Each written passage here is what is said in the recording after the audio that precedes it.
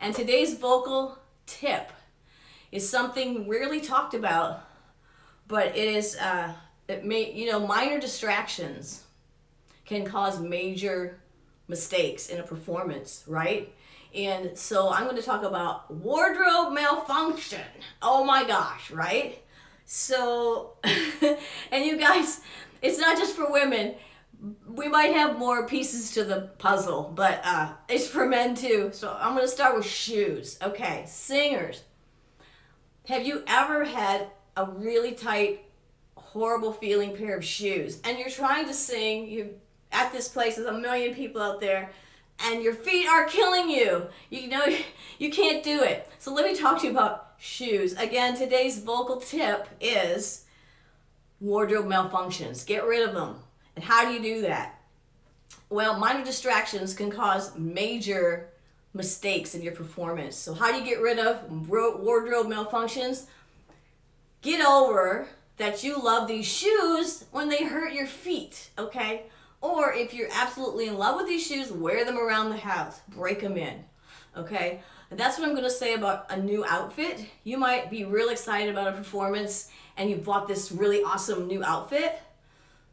Don't perform in it until you've walked around the house, jumped around, maybe gone to dinner. Wear the thing. Because just like weird stuff can happen to your clothes while you're singing, your shoes can hurt, and all of a sudden your mind goes off. Like right now I've got this piece of hair.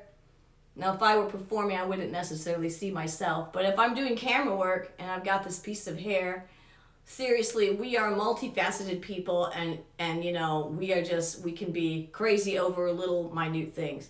So anyway, grab that outfit, that new outfit that you're just dying to perform in, wear it. See if it holds together while you're moving around, because like I said, if you feel something starting to get a little weird on you, it can make you sing a weirdly weird note. You can forget your lyrics. I've been there, I've done it. So I test every outfit before I sing in it. Okay, that might not sound like a vocal tip, but it is to really enhance your performance. Okay, guys? Today's vocal workout exercise, we are still going to stay on the topic of breath support. Okay? You guys remember what breath support is? Give me the definition. Anybody got it? Print it out. I'm watching. It's the strength behind the breath. Okay? Now, the place we want to get our strength from is not from here, right? Doing that is not healthy for your voice. It's going to kill your voice. And I'm going to kill this light, speaking of distractions. It's going to kill your voice. It's just not good. Now, there is a way to yell in a healthy way, but you've got to have resonance, open throat, and what we're talking about today, breath support, okay? What is breath support? The strength behind the breath. Where does it come from? 5 muscles. 5 muscles. You cannot get breath support from your diaphragm. That is no, that doesn't work. It's the muscles surrounding the diaphragm, right? So you have your upper abs, your lower abs, your obliques, your mid and lower back muscles. That is where you support from, okay? And how do you connect those muscles to the breath? Well, I'm glad you asked. So we've been talking about this. You're going to take that breath and then you're going to squeeze it out using all those muscles. This takes practice, this takes work, but it's worth it because you're going to go to hit that high note.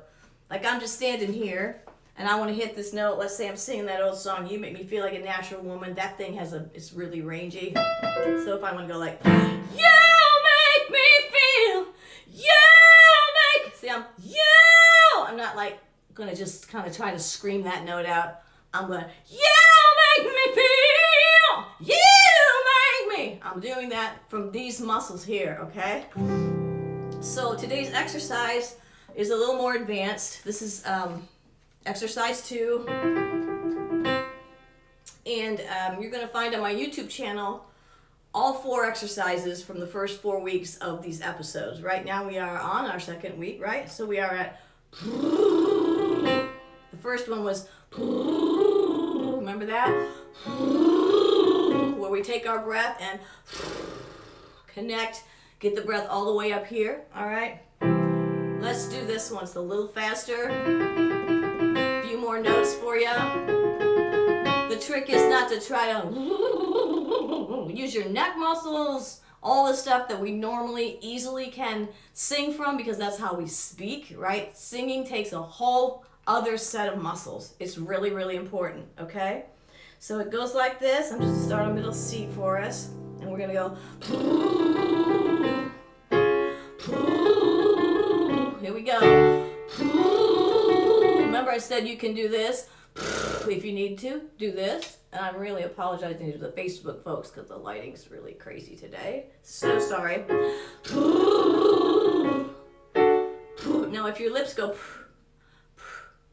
and you can't get, that's because your breath support is very weak, okay? So just practice just getting the air to connect with those muscles. And I'll tell you more about that on my YouTube channel, youtube.com Shelley Rusk Music. Subscribe, go there. I'll tell you more about that there, and there'll be more workouts coming. Let's start here, but keep going. 1, 2, here we go.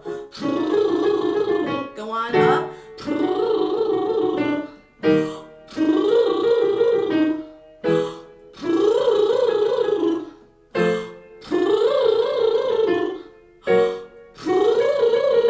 Good job.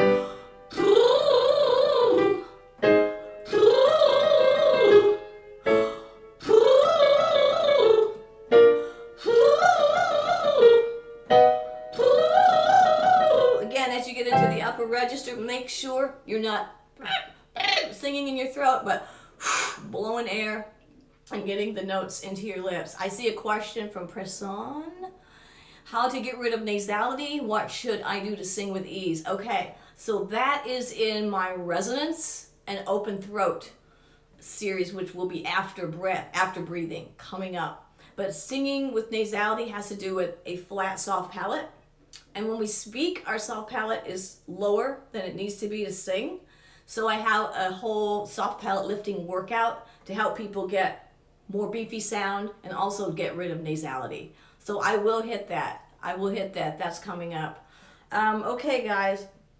That is exercise 2. It's already on my YouTube channel if you want to go through it nonstop, okay? So again today's vocal tip was avoid wardrobe malfunction. Wear those shoes, make sure they don't hurt. Wear those clothes before you perform in them. Make sure they're gonna hang the right way and don't lose anything. It's not worth it. Life is full of losses. That's not one you want.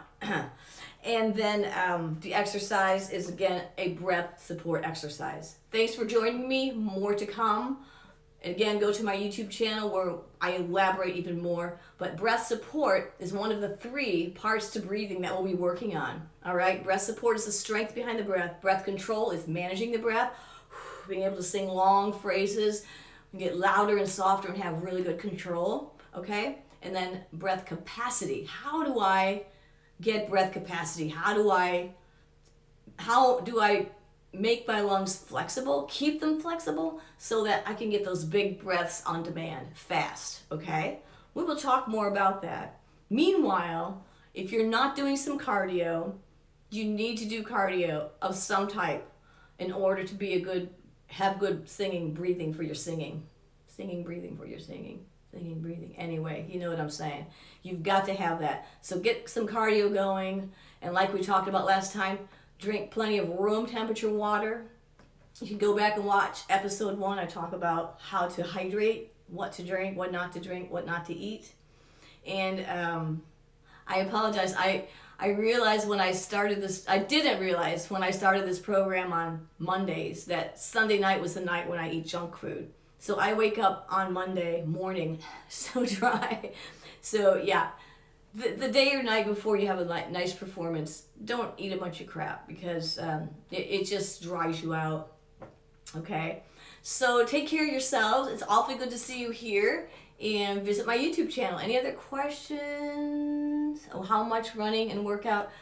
Yeah, even if you have a treadmill and you're walking and you just have an incline and you do intervals, I do about a 3 on just a good solid walk. Like this with my arm on a 10 or on a 5, and I kind of interval, and then it goes up to 5.5 and I'll run for a while and then back down to 3.